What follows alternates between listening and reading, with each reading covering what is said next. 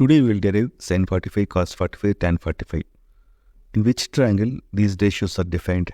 Right angle triangle, right? Let's take the right angle triangle. So right angle triangle means it should have 90 degrees, right? So what angle we need to find for 45 degrees, right? Let's take one 45 degrees angle, okay?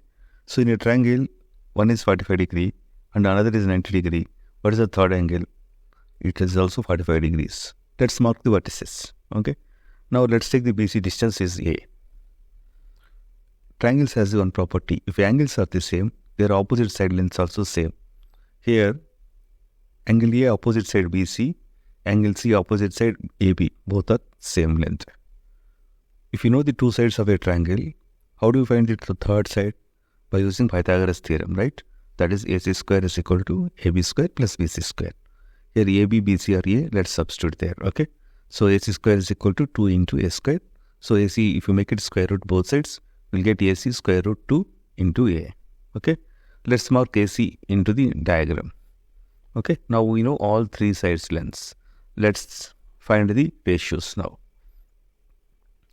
We can do from the angle A or angle C anything since both are 45 degrees. Let's take it from the C angle. Sin C equal to opposite side is AB to the hypotenuse is AC, right? So sin 45 equal to, here AB is A and AC is square root 2A, right? So sin 45 you get is 1 by root 2. Similarly, if you do for the cos C, it is just adjacent side BC by hypotenuse AC. BC is A and hypotenuse square root A, you will get the cos 45 also 1 by root 2. Okay.